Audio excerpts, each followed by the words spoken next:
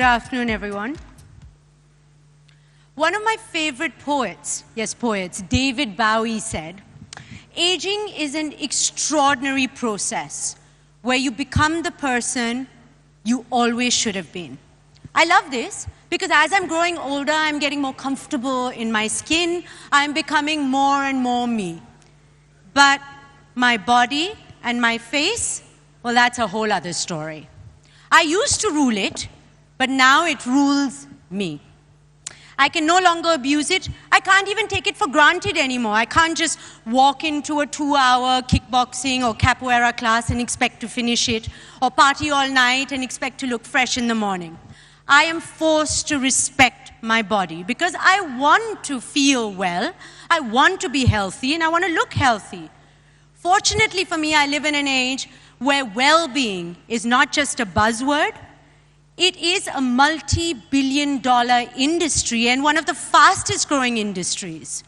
For every ailment, wrinkle, concern, there are multiple holistic, alternative cures, centers, diets, regimes, and even lifestyle makeover plans. So if you can afford it, you have the luxury of a plethora of choices that you can pick and choose from. But which one is the right one for you? Okay, there are certain facts like fatty foods, ghee, butter, cream. They're really bad for you. Big no-nos. Oh, no, wait. That was 2017. 2018, they are really good for you. Big yes. And is gluten still a bad word? I'm not sure. And what's our stand on intermittent fasting? If you listen to my mother, never do it because after a certain age, you'll just shrivel up like a prune if you fast. And I'm very confused about this whole liquid consumption, water consumption thing with the meals. Are we supposed to have it 30 minutes before the meal, 30 minutes after the meal, or little sips all through the meal? And don't even get me started about bowel movements. How many is the ideal number? Most importantly, does well-being mean living a life of denial, giving up all those things that you love?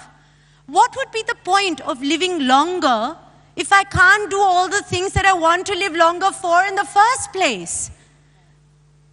But hopefully, this session is going to put an end to all my strife and all this confusion and give all of you also an opportunity to choose the right plan for yourself, because we have the creme de la creme of alternate holistic curers or doctors. First, we have Dr. Harald Stossier. Am I pronouncing the name right, I hope? Stossier, who is the founder of VIVAMAYR in Austria, which is where all the famous people go to feel and look good. Then we have Dr. Marian Alonzo from the farm in San Benito in Philippines. This is a 5-star, beautiful, luxurious place where they will make you feel good about making those difficult lifestyle changes. Then we have Sudhindra Uppoor, who is the most popular and most effective Ayurvedic doctor at the moment. He runs one of the most popular centers in Goa. Please put your hands together for all three of them.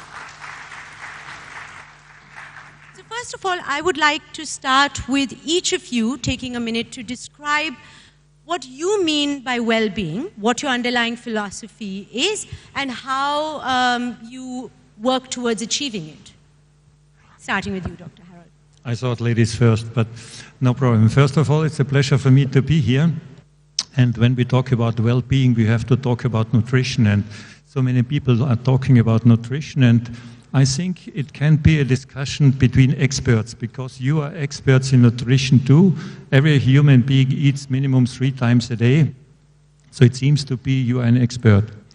But when we are talking about nutrition, and if you look in the different recommendations, most people are talking about food. They can have this or that food, more or less carbs, more protein, whatever. Nobody is thinking that we have to work on this food and our body has to metabolize it and first to digest it.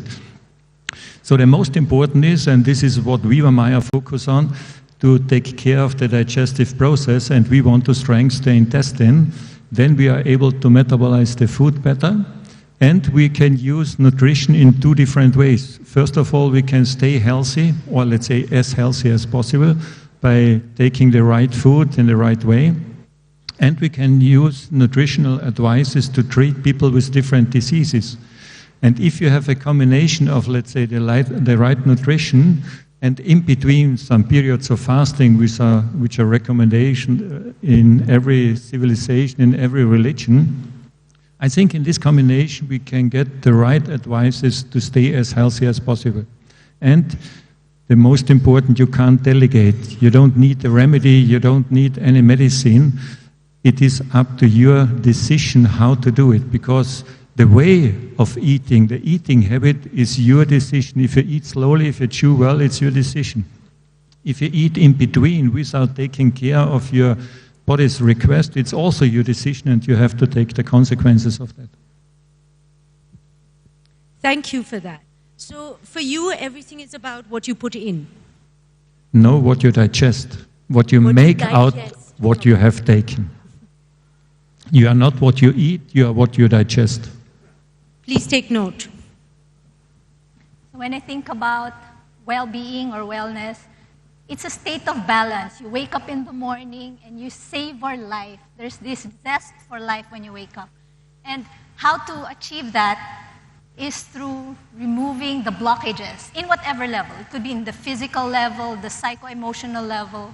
So it really depends on where the blockage is, so that it's just flowing. And in this overflow, now you can think of other things, including preserving the nature, contributing to the community.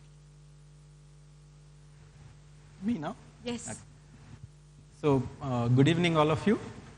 So, yesterday, Mrs. Gandhi was here looking for a brighter India. Kamal Hassan was here looking for a good Tamil Nadu.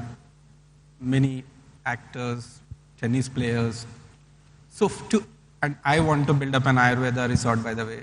So, to achieve all this, what do you need? What do you need? Good health. Yeah? Until and unless you have good health, you are not going to achieve whatever you want to achieve.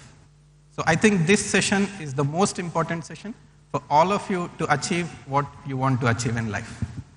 So now, health. She rightly asked me, what is health? What is well-being?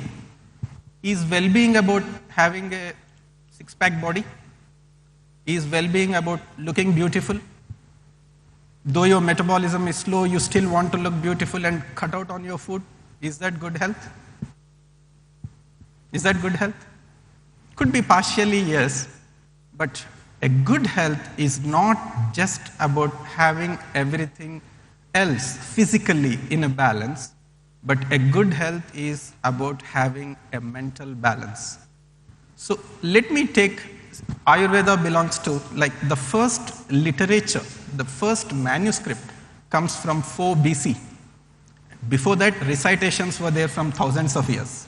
So the first manuscript is 400 BC, mentioning the definition of health, which WHO has approved this definition of health. Let me explain you what is the definition of health as per Ayurveda. Let me just speak a little bit of Sanskrit and tell the meaning of that. First is sama dosha.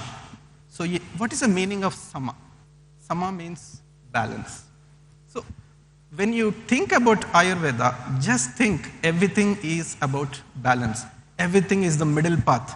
Drink too much water, bad for you. Drink too little water, bad for you. Eat no food, bad for you. Eat too much food, bad for you. Just take the middle path. Just take the sama route for good health. So you need to have sama dosha. Doshas are vata, pitta, kapha, by the way.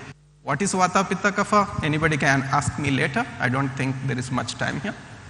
And you need to have good tissues, you need to have good excretions, you need to have good motion, you need to have good, everything is fine. But the second line of definition of health is so amazing from Ayurveda texts. First the Sanskrit word, prasannatmendriya manaha swasthyam ityabhidiyate. What is prasanna? What is the meaning of prasanna? Happy. Atma, soul. Indriya, senses. Manaha, mind. until and unless you have a happy soul, happy senses, happy mind, you are not healthy. And when you don't have a happy soul, happy mind, and happy senses, then you are going to attract autoimmune diseases, which are the chief killing diseases in the modern day world. So, definition of health for me is both physical and mental well-being. Ayurveda never takes health as just being a six-pack fit body. Picking up from that, we will come to the interrelationship between mind and body, but first I want to know that there is no longer any universal norm of health anymore. Is it all become, because all of you, each one of you, offer customized care, customized treatment. So are there no universal no's and yeses anymore? Of course there are, but we have to differentiate between treatment. If we use treatment or if we use nutrition as a treatment to treat different diseases, we are not talking about healthy nutrition. If we want to talk about healthy nutrition, we have some rules. They are, I would say, common for every person around the globe. But this is not a treatment.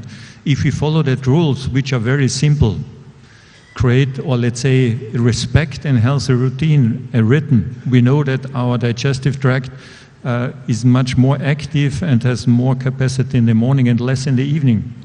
In our country, say the digestive tract gets up with the chicken, but it goes to bed with the chicken too.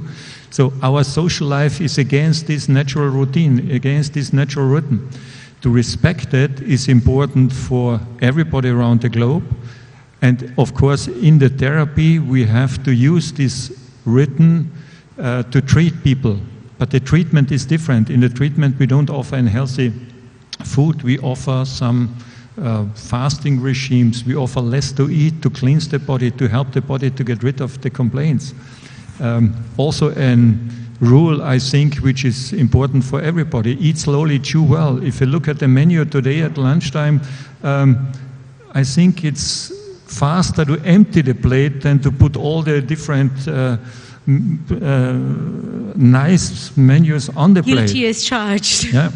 And of course, again, if we want to respect the routine, don't eat anything raw in the evening, because we are not able to digest it.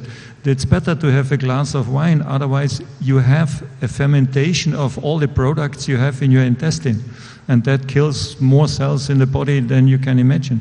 And this, I think, this misrespect of these natural routines creates more healthy problems than anything else. Since you talk about we are what we digest, I believe in VIVAMAYR, the first few days people are encouraged to eat soup with a teaspoon, or the broth with a teaspoon. That's right, and there's a hole in the spoon not to get too much of the soup. Yes, of course, the training of eating the food in the right way is a challenging thing. And stale bread, is that right? That could be, yes, it could be an old bread. Stale bread. Why? Because it helps you in the best way to train your chewing. If you take a piece of the bread, but you also can take one of these nice flatbreads you have here, take it and chew it 40, 50 times. This is to produce the saliva, which is the first step in the digestion. But it's not only to produce the enzymes to start the digestive process, it's also to give you the information. We had a nice lecture yesterday about the neurological background. I think it's important to give the information, what kind of food, how to digest the food into the body. And very quickly, immediately, nearly immediately, the information from the mouth is in the brain. But it takes 30 minutes from the stomach to the brain.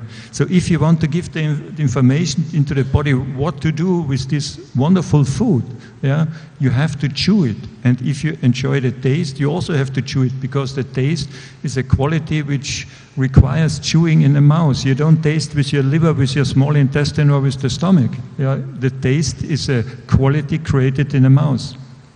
Now, I know, Dr. Alonzo, that in the farm they do a lot of raw food, and just now Dr. Stossier said no raw food after 4 o'clock, or no salads at all. What is your take? Well, minimal raw food, Look, right? Again, if we want to talk about therapy, we don't use anything raw in the therapy because we want to rest the intestine. For everybody, I think it should be nothing raw after 4 in the daily routine. And you talk about raw, or you use a lot of raw food and raw food diets? In the farm, what we do is we customize. It really depends. So if a patient is naturally feeling cold, we give juice as souping instead of juicing. So what does that mean? Soup, it's just warm liquid stuff. Right. Instead of juicing, which is the more popular but it's still vegetable. raw. It's cooked because you need the heat. Like for example, there's an ingredient very good for the heart and the prostate. It's called lycopene.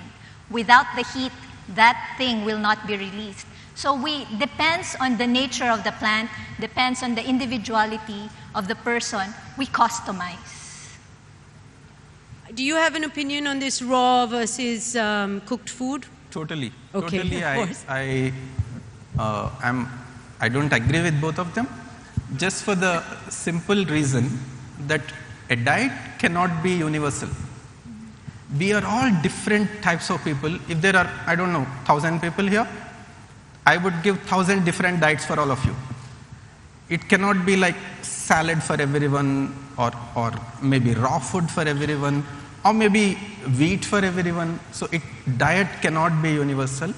And there is a fantastic mentioning in Ayurveda books that nothing is non-medicinal.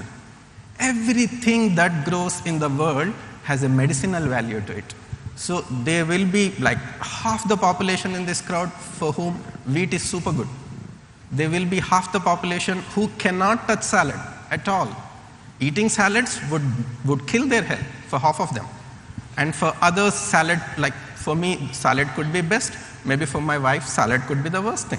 So diet, as per Ayurveda, cannot be universal at all. Are you confident about your diagnosis for who needs what? Diagnosis? Are you confident about your diagnosis for who needs what? You are good with like just judging? Yes. Ayurveda is all about pulse diagnosis. An Ayurveda doctor looks at your pulse, asks you some questionnaire if he still cannot understand, and come to a conclusion, what is your personality? And then he will choose a diet based on your personality. It cannot be the same. Salad, everyone salads, everyone no salads, cannot be. So apart from old age, what is killing us? What is the biggest poison of our modern habits? I think, you're asking? All of you, please start. Yeah. So the biggest poison, right? I think we just had to switch to our grandmother's diet. That would be the best. Don't make diets complicated. I drink aloe vera juice in the morning, I take chia seeds, I mix them with something and make a juice and drink. Complicated. Don't do that. Just keep simple, eat like a poor man, be happy, and you're perfectly healthy. Don't make your life complicated by running behind diet charts. So your question is the biggest poison. I'm talking, yes, what is killing us? I would say it's the cortisol. So there's this hormonal imbalance that happens when we're in overdrive. So all healing, whatever form, happens when you are quite relaxed, what we call the parasympathetic state. So whatever modality you use, if you're able to bring the person into parasympathetic state, healing happens. But no amount of medications or massage or whatever will help if the patient has high cortisol. So how to bring this down? And that's what we're very good at the farm. In the environment that we have, the kind of service from the heart that we give to our patients, from the gardeners to the waiters, So that's our advantage. I think both of them, they are right, but I'd like to start a little bit earlier. I think one of our major problems is the disrespect of the natural reality. Of the natural? Reality. Or written. We live in a written created by the nature, and we are part of that written. At the moment where we work against this routine, against this written, and our body is also adapted to that, we create some, I would say, disbalance. And it could be then, of course, in the hormonal system, it could be in the digestive tract, it could be also in the mind because it's too stressful. Whatever we do has to be according to the nature. And of course, nutrition can create rhythm. if we eat always at the same time, and if you ask your fathers, your grandparents, and if you ask people, elderly people, let's say 90 plus, if you ask what's their secret, they always will respond, eat less in the evening, live according to the natural rhythm. Yeah, I think this is one of the most important aspects. And of course, everything is offered today. We think we can get every single food around the world whenever we want. It's affordable, yes, but it doesn't say it's healthy for the moment. Yeah? And of course, again, if you train your chewing, it's a kind of meditation. If you sit, as mentioned before, with a piece of bread, chewing every bite 40, 50 times, it will take you 30 minutes to digest, or let's say to work on that piece of bread. That's also a kind of meditation, focusing on the food, which gives you more or less a parasympathetic activity to digest the food better. So I think our habits, they could be really much better. And a lot of our civilizatoric diseases, they start in a maldigestion in our intestine. I see that chewing is a big thing for you. I'm going to have to call you Dr. Chew Stossier soon, right? I would like that, yes. Yesterday we had Yuval Harari here, who gave us an interesting statistic that more people in 2017 died out of obesity than out of starving or war. Are we just becoming, or firstly, yes we are obviously, but why are we becoming such a fat world? Why is the population becoming fatter? And what can we do about it? If I start first, there's a difference between starving and fasting. If you are hungry, you want something to eat, but you don't get it and you get ill. That's the consequence, because in the same moment our cortisol levels climb up. If you are fasting, you decide on your own that you want to do that just in that moment, then you're not hungry. You will be never hungry if you decide to fast. So it's in your mind, and if you do that, you can help yourself. I'm talking about people who don't decide to fast, people who are eating themselves into obesity. If they don't decide to fast, they should not do that, because it will not help them. It will really create some diseases, some problems. If you want to fast, you have to decide that you want to do it. So this is also a treatment. You can't prescribe like a medicine. You have to do that. That will be a disaster. It doesn't work. But why are we becoming a fatter population? Why are we becoming a fatter population? What's the primary reason? I think our lifestyle, the possibility to have all the food, less physical activity. The only thing is the mouse of the computer and the remote control of the TV station. So this is our physical activity.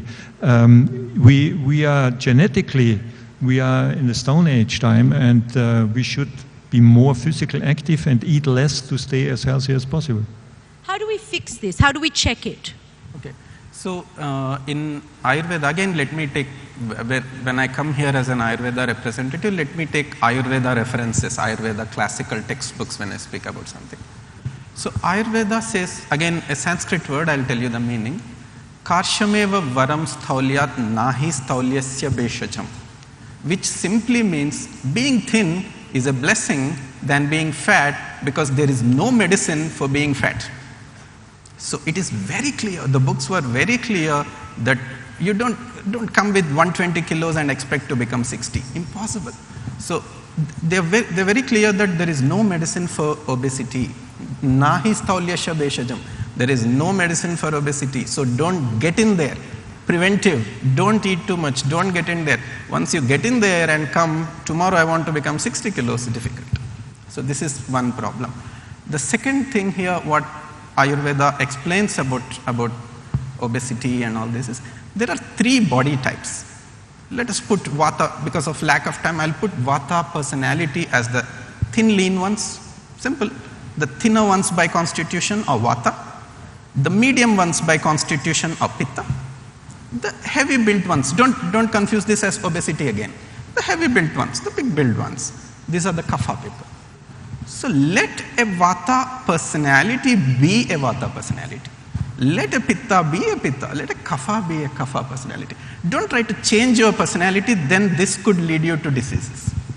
So a Kapha person, a big stout guy, obesity is different. Obesity is a disease. It's not a personality. A muscularly built, broad shoulder guy, allow it to maybe a girl. How would you describe yourself? What is your personality? Pitta Kapha. I'm Pitta Kapha. I'm fire, earth, water. So Vatas are air and space, Pittas are fire and water, Kaphas are earth and water. So when I'm fire, earth, water, if I try to make myself into too much of Vata, I may get into medical trouble. Now, a lot of all your clinics and centers all advertise weight loss as well. Is being thin an ideal? No. You want health. But I want to answer the previous question. It's something to do with eating too much at night. At sundown, the body wants to relax and it starts to slow down the metabolism. So eating something heavy past 6 o'clock, 8 o'clock, it's counterproductive. So that's one basic thing, to adjust the amount of food depending on the time. The other thing is, when was the last time we actually looked up? Because in the throat you have the thyroid gland, which is responsible for whether you will lose weight or gain weight, whether or not you eat too much. So we have to look up to lose weight. No, the thing is, you want to open this chakra. And in here you have the thyroid gland. So because of computer, reading, or whatever, we have forgotten to actually open up this part of us. So that's another reason for simple things. Another thing is, with a cushioned chair, we tend to slouch. And that cuts the metabolism or the efficient energy by which the body manufactures energy. So the thing is, if you have like a stool or something hard, your tendency is to have this posture. You basically improve your spine, therefore less blockage in this area, less tendency for the midsection. And another thing is, and this is very good for prevention, when you have something hard, your tendency, when it hurts already, you have a tendency to stand up and relieve the pressure. Now, this cuts the circulation here. And this is very important for women as they grow older. Hip fracture, this is the single most important thing that will make, that is the cause of decline for women given the advanced age. So, doing this exercise, very simple, allows circulation. I think we should all get up, at least the women, and do this exercise. Okay. If we've all been sitting the whole day, come on, let's do it. It'll be good for us. Don't be hesitant. It's about feeling healthy. Up you get. Men too. Come on. Okay, let's go. Everyone. Everyone. Let's move our... So those who need support can hold on to something, and then you just improve the circulation on the area. Better to have a post look somewhere. Up. And then open this. Yeah. Thank you for that. Settle down. That's a nice exercise for weight loss. It is. It's not bad, right? Now, you write a book, actually. You've written a book that says VIVAMAYR diet, 14 days to a flat stomach. It worries me. Is this something, the beach body, the flat stomach? Not everyone is supposed to have a flat stomach. Not everyone is supposed to have a beach body. Doesn't this add pressure onto what we're, Not really. First of all, you ask for weight loss. We don't deal with weight loss. Weight loss is one of the best side effects if you do a fasting therapy. And flat stomach, when we look at obese people, or if you think the person is obese, it doesn't say there's really a lot of fat.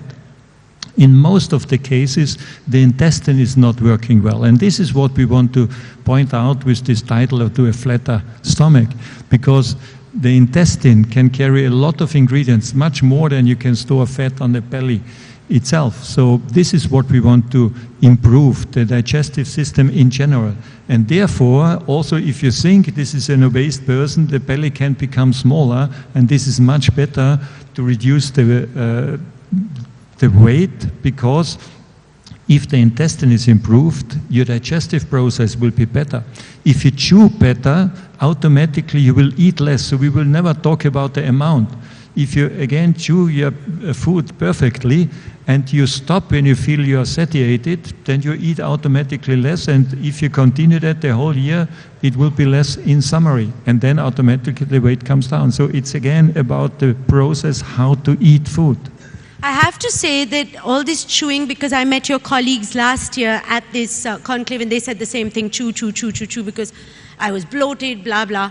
And I did start chewing my food, and it changed all my, I won't go into details of my flatulence, but it changed all that for me. Don't be horrified. Let's move on. Actually, no, let's continue on this topic, bowel movements, which are, well, you know, the most universal necessity, and yet they are very culture specific. I think we must be the only nation that goes at the, you know, as soon as we wake up, simultaneously, everyone defecates, but Europeans don't, and they don't even think about it. So what is each one's take on how often is the ideal amount? So each and every single disease, for me, I'm now practicing for the last 18 years, I came to a conclusion in my clinical practice that each and every disease, wherever it is in the body, comes from only two places. Can you guess? It comes from only two places. Dr. Alonzo, you guess. The first gut and the second gut. So the mind is the second gut, or the gut is the second brain, whichever way you put it. So I basically am achieving clinical success by just cleaning the gut. So many of you, I think almost all of you are Indians here. So what was our grandmother saying? A simple grandmother say, "Beta pet saaf sab saaf." Keep a good clean digestive system. Go to the loo in the morning. Don't eat anything fresh until you have cleared yesterday's rubbish. You are healthy. So gut is everything, and like say a kidney damage, I clean the gut, the kidneys fall in place. High cholesterol, I clean the gut, cholesterol falls in place. Aneurysms, I clean the gut, aneurysm falls in place. So everything comes from number one and number two. Brain number one, brain number two. So gut is everything in Ayurveda. But you still haven't told me, once a day, once a week? Every morning. Every morning. Every morning. Clear off yesterday's stuff and only then put fresh stuff inside you. Otherwise you are going to get a toxin called as ama in your system, which is the reason for so many diseases. So no entry till there is an exit. Okay. Clean off the previous day's stuff, yeah. Do you have a differing opinion on this? And if you have a problem with that, contact me. I would say if this is an Indian habit, I agree with this recommendation. You should go to empty your bowels every morning. A normal time to pass the food is between 18 to 24 hours. So what you have eaten, for example, the last lunch should be eliminated the next morning. The problem is that we have what we call a latent constipation, that you go to the toilet every day, but you eliminate what you should eliminate 1 or 2 or 3 days before. So it takes more time in your intestine to digest the food because of the intensity, the quality, the amount of food you have taken, and you are not able to digest it properly in time. And that gives us a lot of problems because the digestive process is supported by billions of bacteria, and they also like the food. And whatever you have eaten, you have bacteria, they're taking your sugar and they ferment the sugar. And that gives you a lot of gas in your intestine, and also alcohol. And other bacteria, they take the protein and they beautify the protein, and beautification then gives the smell to the gas which you mentioned. Yeah? So it depends what kind of food you have taken too much, which bacteria you feed more. And of course, it's not always the best you create, and this processes, fermentation and beautification, can create also a lot of problems and diseases in our organism. Moving on from here, there are innumerable holistic centers now, different alternative methods, and yet we have allopathic doctors who are very dismissive of natural methods, of holistic methods. Why do you think that is? I think during the medical studies, and I'm speaking now for the Western world, you get a brainwash. And the brainwash is that when you go through the university and the hospital, you think this is the medicine. Medicine, I think we represent traditional medicine, also European traditional medicine. These are the roots, and in the last 100 years, medicine has changed, and we think because of the success of a surgeon, everything has to be done now in that way. But that's not true. I think all our medicines are, at the end of the day, they are from the nature, they are taken from the nature, and they should be part of a natural process. And I think if you work in a clinical practice for a couple of years, you see the problems of the people are totally different than we see in the hospital. It's necessary to have intensive care, but that's not the daily routine. And I think because of this situation, and also the pharmaceutical company makes us believe that everything has to be done in the double-blind study, this is not only the truth we have to deal with. Taking on from that, do any of you keep notes and records of trials and success stories? Because a lot of these success stories are anecdotal. And so do you actually make official records and present them in medical journals, in medical conferences, so that you can actually abate and combat the dismissiveness of allopathic doctors? Do you do this? Have you done it? Yeah. So I was part of the team that was into research before the farm opened to the general public.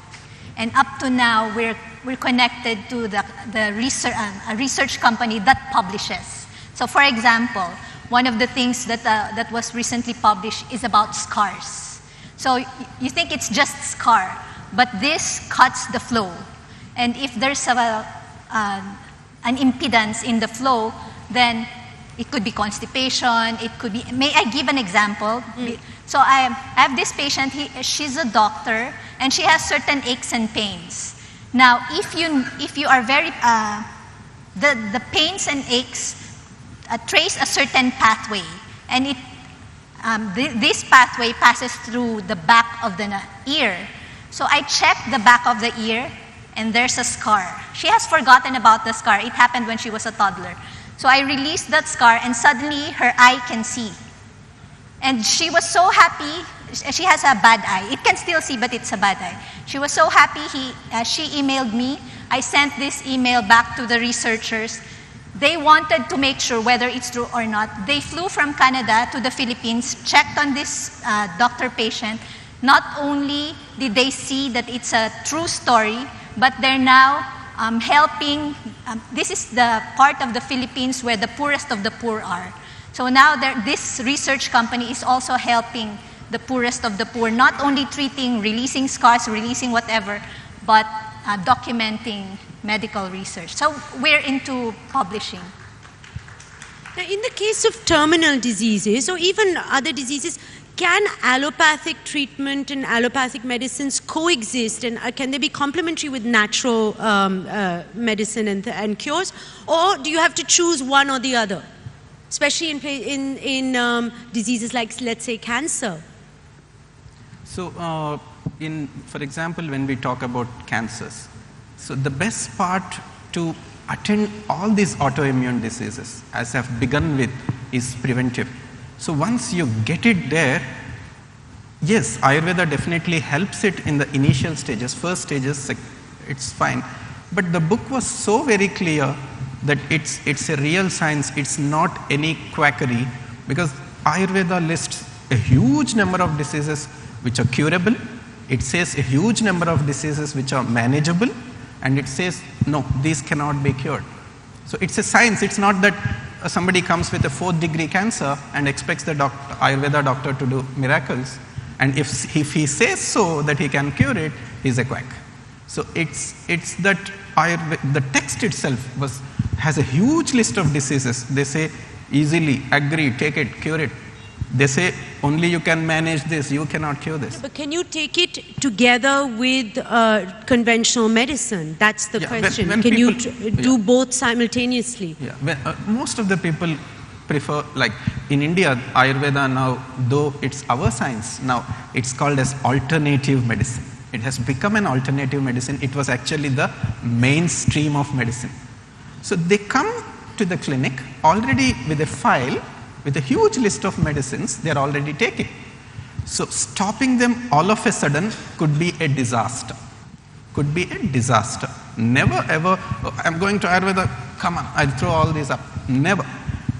I would practically lessen the dosage of each medicine gradually, and over a period of time, I would try my best to cure them with natural medicines. But stopping all of a sudden, remember, could be dangerous. Never stop the medicines you are taking until and unless you consult your doctor. This obsession... Sorry to add a short word, but it has to be complementary and it has to be always together. Yeah? If you have a cancer with a huge tumor mass, you have to reduce first the tumor mass to give the body the possibility and the availability to regulate. So it's never either one or the other, it's always together. But this is the misunderstanding of the mainstream medicine. They always think we want to take their patients. No, we want to help them, yeah? We want to help them to get healthier. And one of the major differences is we want to do in a naturopathic way, we want to give treatments to help the nature to heal the patient. It's not an anti-therapy. If you take a medication against the blood pressure, against the sugar, against whatever, it's always an anti. No, naturopathic treatments are to help the body to recover by itself. And that's the difference, and that's always additional. It seems like that the age that we live in, there is a great obsession and desire to live longer and to live younger. Obviously, that's good for business for all of you, but is it a healthy obsession? And why are we as a population becoming more and more scared of dying, of aging? Why are we not allowing nature to run its course and to age gracefully? Any of you can take this. So the biggest drawback in today's world, I feel, is there is the key factor, there is no faith. There is no faith between a doctor and a patient. There is no faith between a husband and a wife. So I think there are two things. One is the faith and one is the acceptance, which is causing so much trouble with death. Like I get a patient who is like, say 90-year-old, her daughter calls me, my mother is 90-year-old, she just now diagnosed with cancer, we have done 2 rounds of chemotherapy, can Ayurveda do anything about it? Accept that she's 90, put her the music she likes, embrace her with the good people she has around, and send her off nicely. So I think this is the best way than to keep trying to live more and more and more. You just accept your age, and then that makes your death a very peaceful process. Okay, I want to come to just quickly clear a few things for the audience. Water. What's the rule of how much water and when we're supposed to have it and when we're not supposed to have it? 3 liters a day, but between the meals, don't drink with your meals. Do we agree on this? Don't drink with your meals. So now, can I? Yes? Ayurveda takes water as a key thing, the most important thing. The placement, the timing of water is all about it. Never drink water with your food. Stop drinking water 45 minutes before your meal. Start drinking water 45 minutes after meal. Always drink water like a bird. Drink a cup of hot water bedtime. Start with a glass of copper water in the day. That's about water in Ayurveda. Alcohol. Please don't say no, no, no, no, no. Alcohol. Enjoy. You can stay.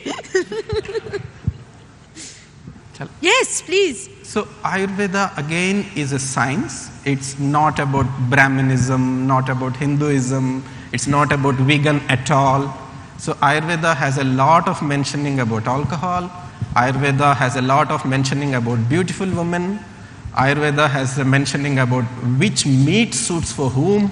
So it's a science. It's a science. It also talks about which alcohol has to be consumed by which body type. So alcohol, as per Ayurveda, is an astringent thing. So always, if you, like alcohol is bad, we all know that. But if you still drink alcohol, you please drink it after eating something. Never, most of the Indians have this habit of drinking alcohol on an empty stomach. Eat your khana, eat your food, then have alcohol.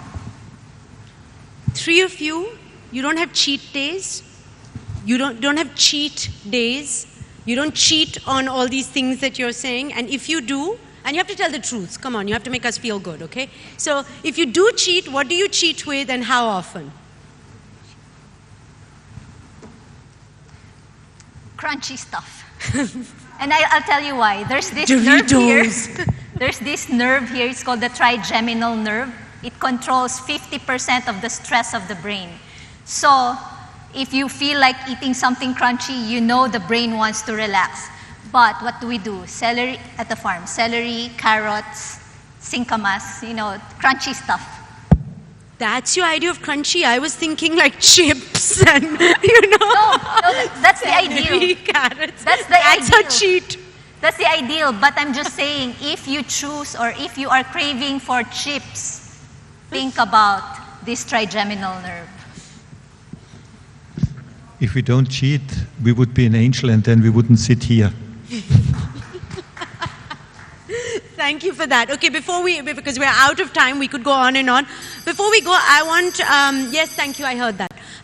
Before we go, could you tell us your top thing that we are doing that we should immediately stop? That is a myth that, we as human beings are doing, that we could immediately stop, or something that we should immediately start? Start immediately changing your eating habit. Eat slowly, chew well, respect the routine, and don't eat anything raw after 4, and drink between your meals, and enjoy life. Simple. Eating heavy at night. At night? We want to control this. Oh, you want to control this? Yeah, you want to control this. The divisiveness in the thinking, like if this person is thinking this way, I'm not better off than this person. This person might be undergoing something, that's why he or she is eating this much. We won't want to be divisive. So, not judge. And then the third one is harmony in all aspects, with yourself, with your surroundings, with your family, the planet. So it's all about 4 things. Let's conclude this way. It's all about 4 things. The first thing, the foremost thing is be happy. Be positive, be happy. Most of us are so much into achieving things, so much targets, so many things. I have to be there at 4, I have to go here at 5. Be happy. Just keep smiling, be happy, spend with your time with your children. This makes you very good at health, number 1. Number 2, there are 3 small words. I know we are running out of time, but 3 small words in Sanskrit and the meaning. Hita book, eat wholesome food. Number 2, Mita book, it's wholesome, fine, eat in a limited quantity. Number 3, Kshita book, it's wholesome, fine, you're eating in a limited quantity, fine, but eat only when you are hungry. Don't eat because the clock is 2 o'clock, don't eat food. If you're hungry, your body will ask it, eat then. Then you need not follow any diets. And the last thing is to clear off your rubbish, fast twice a month on a day of Ekadashi. It purifies your body physically and mentally. Then eat everything, no need of salads, no need of diet charts. Eat everything in a balance, eat limited, eat wholesome, eat when you're hungry, fast twice a month. Your health will be perfect, and on the top of that, be happy. Very important. So one thing that we can immediately do, all of us, let's everyone smile. Even if you don't feel like, be happy. A big round of applause for our health gurus, well-being champions. Thank you very much.